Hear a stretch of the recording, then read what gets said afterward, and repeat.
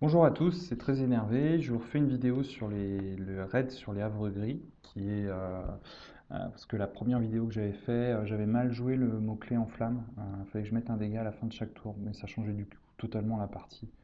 Elle avait strictement plus rien à voir. Et donc là, j'ai décidé de la refaire avec un autre deck, hein, parce que le scénario est pas facile en solo, hein. La mise en place, elle est fixe. Elle est assez violente parce qu'on a rapidement 8 de menaces dès le départ. On se fait vite agresser, les lieux font vite brûler, et en plus, il faut aller vite parce que plus on attend, plus les ennemis qui vont arriver là vont être forts et plus ça va être dur de les tenir. Donc là, j'ai essayé à plusieurs reprises avec un deck agressif. Donc je vais essayer de voir si je peux renouveler l'exploit avec cette vidéo. Donc là, la quête principale me demande de révéler, de défausser autant de cartes du deck de rencontre jusqu'à trouver autant de lieux en flammes qu'il y a de personnages en jeu. Il n'y en a qu'un, donc il faut que j'aille en chercher qu'un seul. Donc le voilà. Et ensuite, c'est à moi. Alors ma main, elle est particulière, mais je vais la garder. J'ai pas beaucoup de terre extérieure, mais j'ai surtout beaucoup de maudits. Et je vais essayer de tabler là-dessus pour faire un départ canon, en espérant que ça soit le cas. Ok, on va voir. Là, ça va se traduire par beaucoup de chance. Ok, alors, du coup, première prière de vision, j'augmente de 1 mon niveau de menace et je vais aller chercher, hop, je vais aller chercher un Deep Knowledge, hein, j'ai besoin de piocher de la carte pour l'instant. Donc, j'active le maudit 2, je pioche 2 cartes, parfait. Je vais réactiver une pierre de vision, j'augmente de 1 mon niveau de menace, je vais regarder dans... c'est pas peut-être comme ça que je voulais faire, mais c'est pas grave. Je vais chercher de nouveau une somme de connaissances. Je vais augmenter de 2 mon niveau de menace et je vais piocher 2 cartes. C'est toujours pas vraiment ce que j'attends.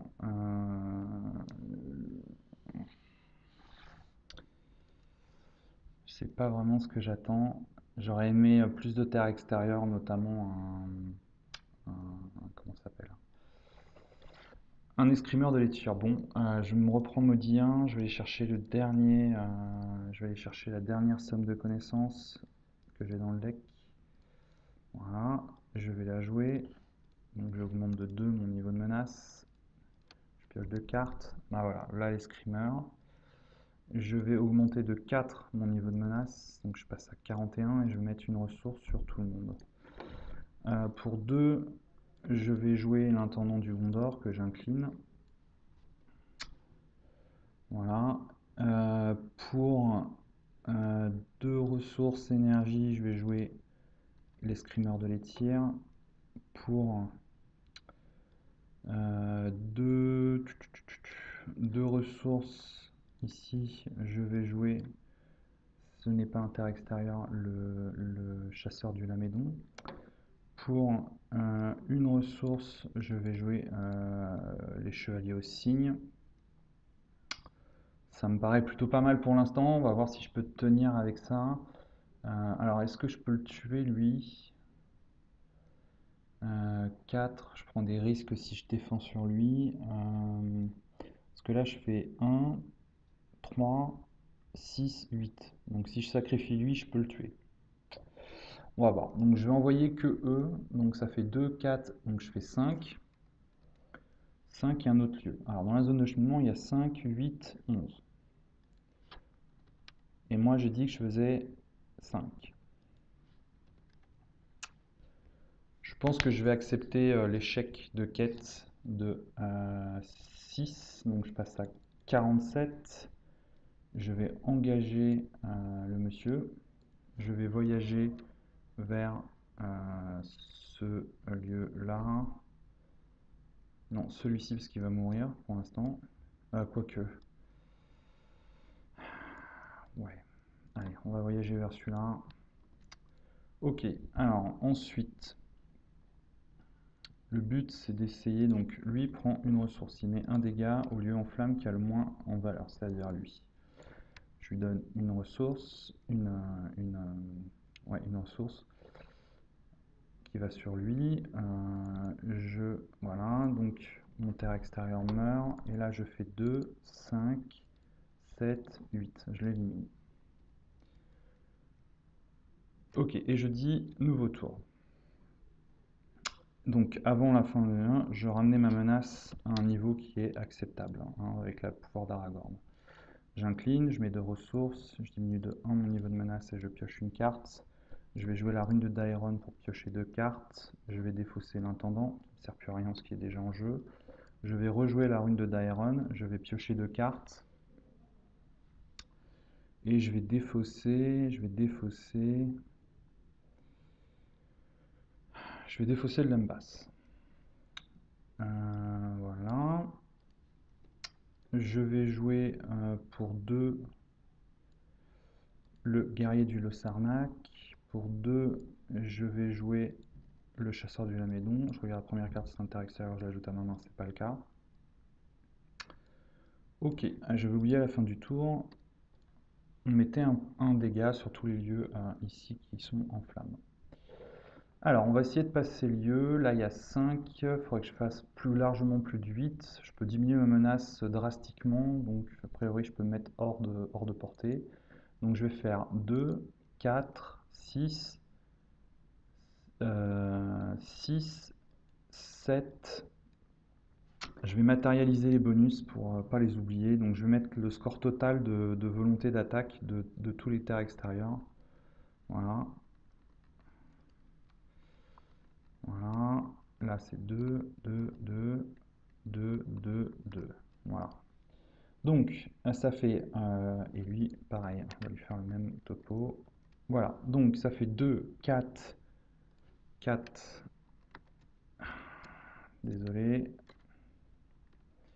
Voilà, 2, 4, 6, 7, 9, 11 parce qu'il ne s'engage pas en quête. Donc 11 moins 5, ça fait 6 marqueurs, j'ai 3 d'avance, et puis j'ai encore des trucs comme ça, donc ça devrait aller. Ok, un autre lieu en flamme. Parfait. Donc, je fais donc 11. 11 moins 6, ça fait 5 marqueurs. Donc, je sauve le lieu ici, j'en mets même 2 ici, et le lieu en question, quand il part, il me fait piocher une carte. Je vais voyager vers ce lieu avant qu'il y ait beaucoup trop de marqueurs en flamme dessus. Donc, je dois remettre, quand je voyage dessus, un dommage à répartir, enfin, autant de dommages qu'il y a de dommages dessus. Je vais mettre un dégât sur Galadriel. Je vais déclencher une très bonne histoire avec les 2 alliés qui sont détapés ici. Et je révèle 5 cartes et je mets des alliés en conséquence. Donc je mets un guerrier du Lossarnac et un chevalier au cygne. Donc je prends un en défense. Alors, hop, un en défense ici. Un en attaque. Pareil ici. Pareil ici. Ici ça fait 1 de volonté, 2 d'attaque, 2 de défense, 2 de volonté, 3 d'attaque, 3 de défense. Il gagne 1 d'attaque, 1 de défense, 1 d'attaque, 1 de défense. Voilà. Ok, donc fin de tour, je mets un dégât sur tous les lieux qui ont flamme. Lui, il gagne plus 1 en menace pour chaque dégât qu'il a sur lui. Et puis on va dire que tour suivant pour l'instant. Voilà. Je vais diminuer de 1 mon niveau de menace et je vais piocher une carte. Un berger des dents de Palace, parfait. Je vais incliner l'intendant pour mettre 2 ressources sur lui. Je vais jouer pour 1 Enamarts pour contrôler ce qui va venir. Pour 1, je vais jouer un berger des ondes Phalas qui va gagner donc 1 en volonté, 2 d'attaque, 2 de défense. Voilà. Et je vais jouer aussi pour 2 ressources un chasseur du Lamédon qui a donc 2 de volonté, 3 d'attaque, 3 de défense. Et si la première carte est inter-extérieure, je l'ajoute à ma main, ce qui est le cas. Est-ce que j'attends le tour suivant pour le poser ou ça va dépendre. Je vais regarder la première carte, on va voir ce que c'est. Donc, ok, moi je mettrai 3 dégâts à un personnage que je contrôle plutôt que sur un lieu en flamme. Donc il ne va pas se passer grand chose, hein, a priori. Je vais pas passer le lieu ici là tout de suite. Je vais attendre un tout petit peu de me poser un tout petit peu plus, même si là j'ai une bonne sortie, donc ça devrait aller. Donc dans la zone de cheminement, il va y avoir 4. Je suis bien tour 3 là, hein. Voilà, c'est ça. Donc, il y a 4 dans la zone de cheminement. Lui, il est arrivé en jeu, donc ça va faire 1. Lui aussi, ça fait déjà 3. 3, 5, 6, 7, 9, 11, 13, 14. 14, ça veut dire que je mets 10 marqueurs. 10 marqueurs, je vais en mettre 5 là, ça veut dire que j'en mets 9, ça fait 11. Bon, on va en mettre 4 de plus, donc je fais 18. J'envoie 18 en volonté, donc ça c'est révélé. Je mets 3 marqueurs sur Aragorn. Ok, donc il ne se passe rien de plus. Ça fait donc 4 moins 18, ça fait 14 moins marqueurs, moins 5, j'en mets 9. 18 moins 4, ça fait 14, ouais c'est ça, ça fait 9. Ok, bon, donc je vérifie bien, hein, ça fait 2, 4, 6, 7, 8, 9, 11, 13, 15, 16. Tiens, ça fait moins que ce que j'ai. Je recalcule 2, 4, 6, 7, 8, 10, 12, 14, 16, 17. Donc je mets un marqueur de moins. Ok, bon, je vais voyager vers ce lieu. Lui prend un dégât parce qu'il est dans la zone de cheminement. Et on me dit tour suivant, je vais diminuer de 1 mon niveau de menace et piocher une carte. Je vais ajouter 2 ressources.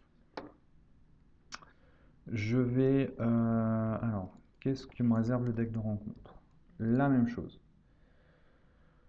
Ok, je pense que je vais aller directement à l'étape suivante, ce tour-ci, parce que je vais vider toute ma main de tous ces événements. Alors, comment je vais me la jouer? Alors déjà, je vais jouer le guerrier du Lossarnac. 1, 2. Donc tout le monde regagne encore plus 1 en défense.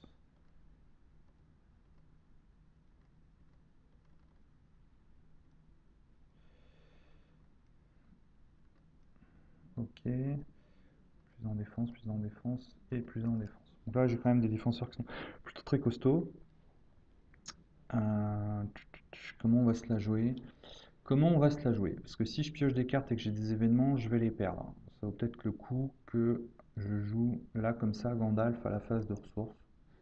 C'est les 3 dommages à un personnage que je contrôle. Ah ouais, ça vaut peut-être le coup que je le fasse sur Gandalf du coup.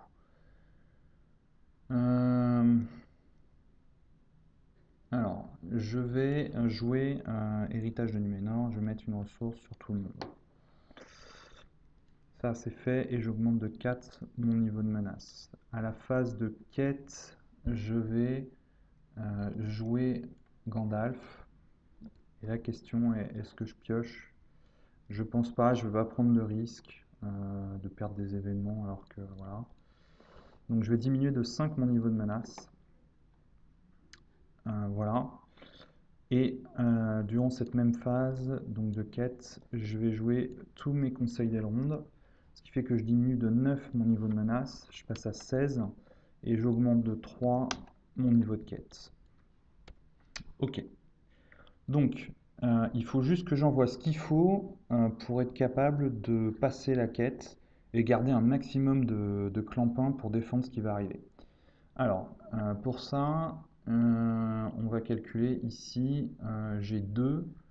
Là, il faut que j'en mette 3, ça fait 5. Et donc là, il faut que j'en mette 8 de plus, ça fait donc 13. J'en mets déjà 4 plus 3, ça fait donc, je suis déjà à 7. Donc il ne me reste plus que 6 à mettre. 6, on va envoyer les clampins. Alors 6, déjà là, on va faire 3. Donc là, je monte à 10. Hein, c'est ça, il faut mettre 2, 5, 13. Donc là, il ne manque plus que 3 à mettre. Plus que 3, plus que 3. Bon, c'est un peu dommage, mais on va faire ça comme ça. Ok, donc là, moi, j'envoie 14. Hein, je recalcule, ça fait 2, 3, 4, 4. Alors lui, il est arrivé en ce jeu en tour 1. Je l'ai posé ce tour-là, je crois, de souvenir.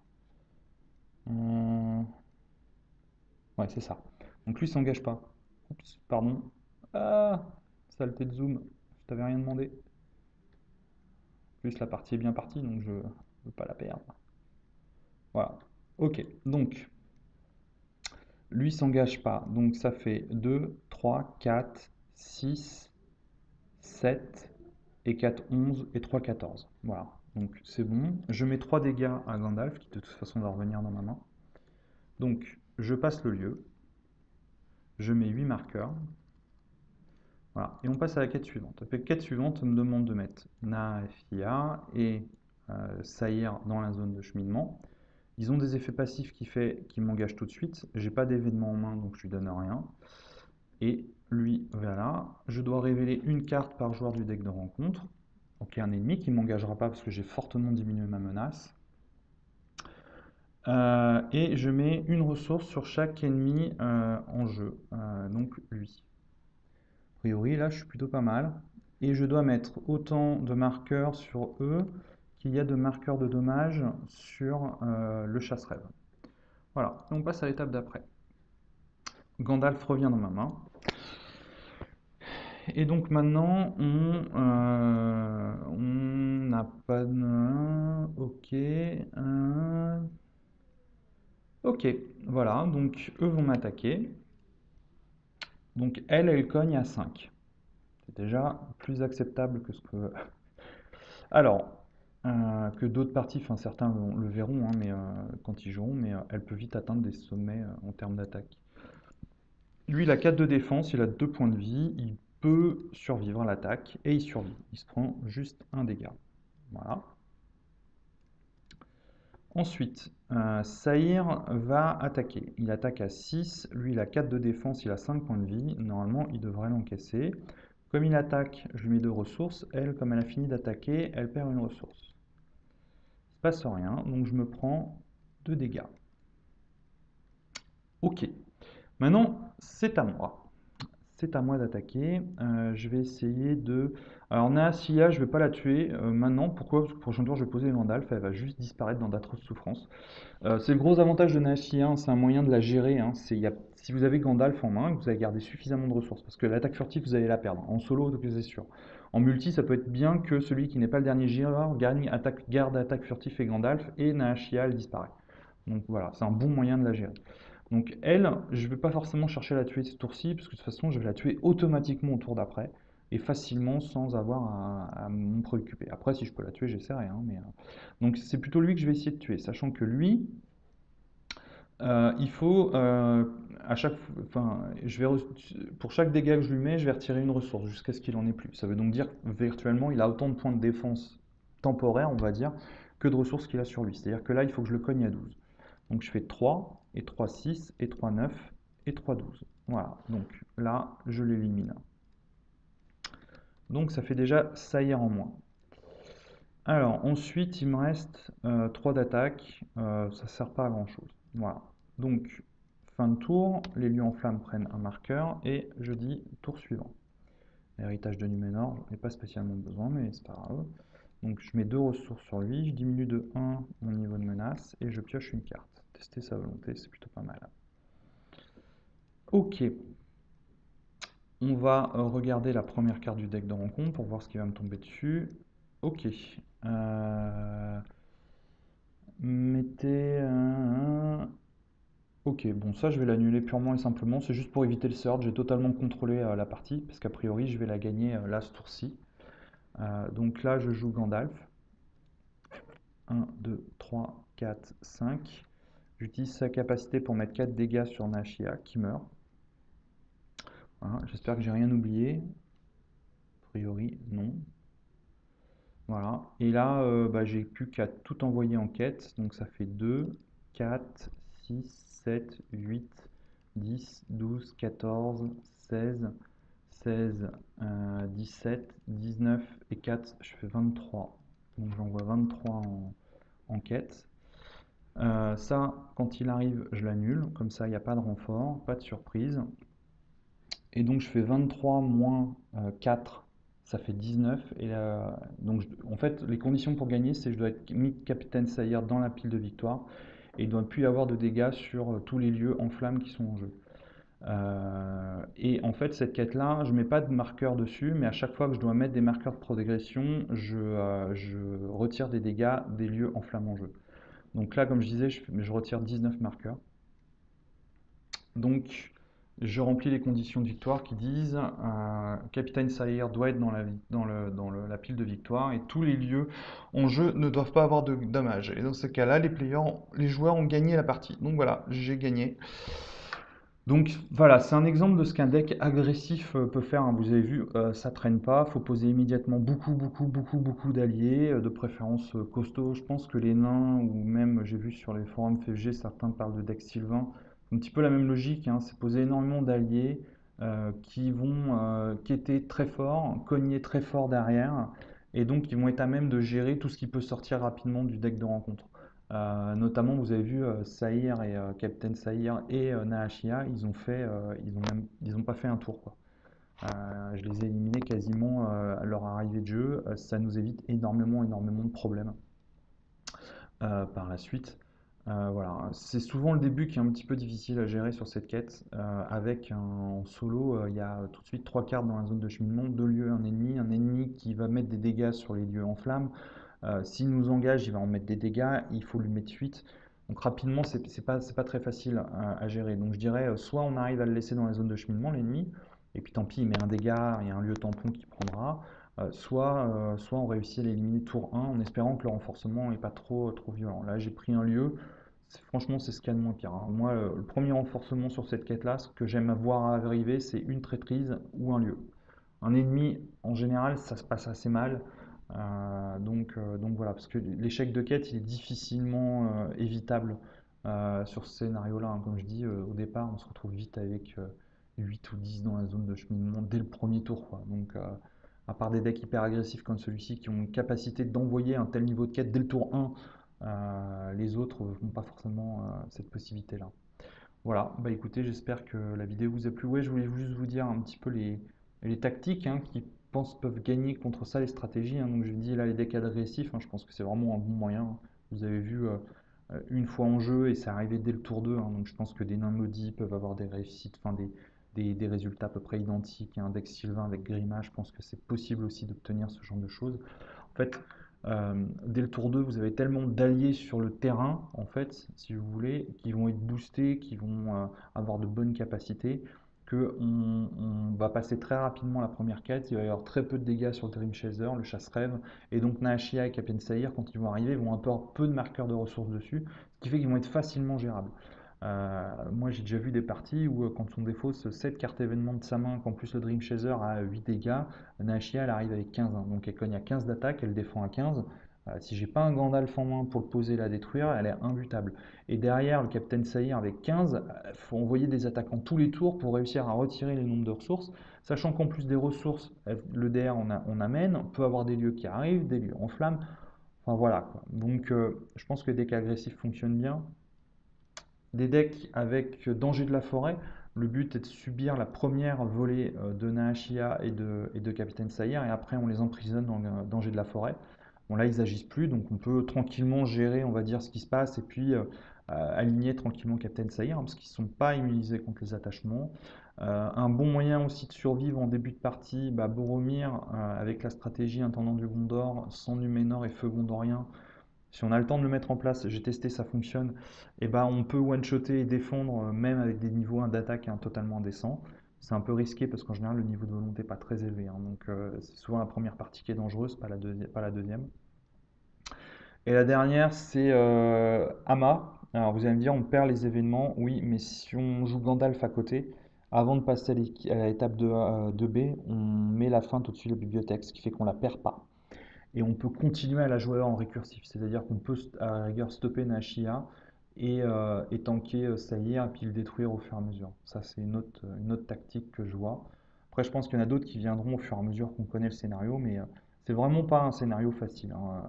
Là, vous voyez, ça c'est le deck de JF, hein. Bon, j'ai arrangé 2-3 trucs, mais enfin bon, 99% de son deck, c'est 99% de son deck. C'est pas c'est un gros deck, hein. Il a passé quasiment tous les scénarios avec, beaucoup de scénarios cauchemars. C'est un gros deck, quoi, hein. Je veux dire, sortir un petit deck qu'on a fait comme ça sur ce scénario-là, je pense que c'est vite compliqué.